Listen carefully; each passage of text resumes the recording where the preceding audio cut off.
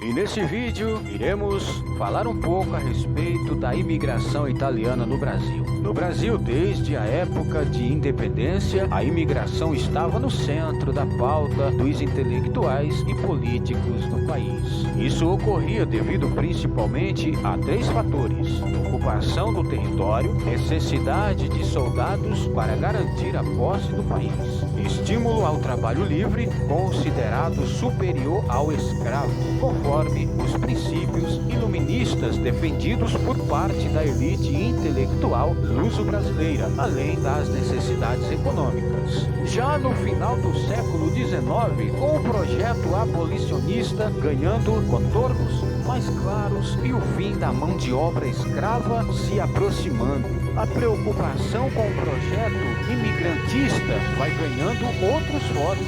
Este projeto é facilitado pela conjuntura internacional daquela época. Enquanto a Europa vivia a chamada transição demográfica, com grande excedente populacional, consequência das melhorias na agricultura, diminuição dos índices de mortalidade e com a mobilidade das pessoas facilitada pelas ferrovias de embarcação a vapor, o Brasil vivia o período de expansão da sua produção cafeeira, necessitando assim de mão de obra, já que a mão de obra escrava estava com os dias contados. Havia a necessidade da contratação de mão de obra livre. Os braços livres escolhidos pelos políticos, intelectuais e produtores para levar adiante um projeto de civilização era um projeto europeu. Havia iniciativas para trazer africanos livres e colonizar o território. Mas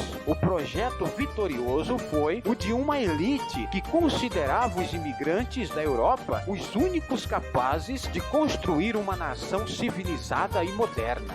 Foi dentro deste contexto que ocorreu a imigração italiana para o Brasil, sendo eles 42% dos mais de 3 milhões de estrangeiros que entravam no Brasil. Aproximadamente 62% dos imigrantes que entraram no Brasil na década de 1880 eram italianos. Porém, a etapa mais importante para a imigração italiana foi no início do período republicano, em ligação direta com a expansão cafeeira e a política de imigração subvencionada em um momento que se dava preferência à entrada de famílias ao invés de indivíduos isolados. Embora se faça referência a esse grupo como italianos, a Itália, até a sua unificação entre 1861 a 1870, era constituída por estados independentes, com culturas, climas, economias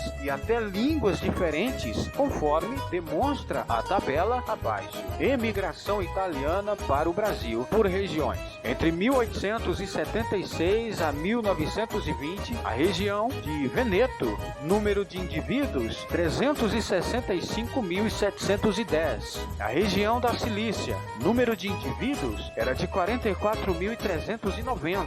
Na cidade ou na região de Campânia, 166.080 indivíduos. Na região de Piemonte, o número de indivíduos era de 40.336. Na região de Calábria, o número de indivíduos era de 113.150. Na região de Apulia, o número de indivíduos era de 34.833. E da região de Lombardia, o número de indivíduos era de 105.973. E da região de Marche, o número de indivíduos era de 25.074. Os da região de Abruzos, Molise, o número de indivíduos era de 93.020. E da região de Lazio, o número de indivíduos era de 19.082. Os da região de Toscana era de 81.056. Os da região de Úmbria, o número de indivíduos era de 11.818. Os da região de Emília-Romana, o número de indivíduos era de 59.877. E da região de Ligúria, o número de indivíduos era de 9.328. E os da região de Basilicata, O número de indivíduos era de 52.888 e os da região de Sardenha, o número de indivíduos era de 6.113. Esta é uma fonte, Anuário Statistico dell'Emigrazione Italiana. Da região norte da Península Veneto vieram pequenos proprietários de terra, meeiros e arrendatários, com famílias extensas de até 15 pessoas, e não os miseráveis retratos na ficção.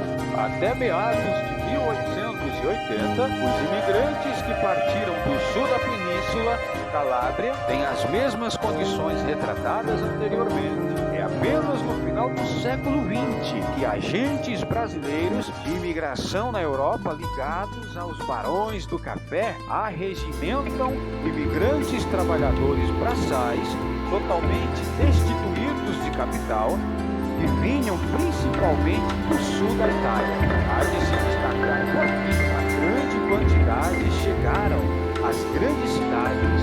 Eles tiveram ativa participação no processo de industrialização brasileira, representando no ano de 1901 90% dos trabalhadores empregados nas indústrias paulistas. Devido a esse grande número de trabalhadores que eram imigrantes italianos, esse grupo participou da formação do movimento operário brasileiro e da divulgação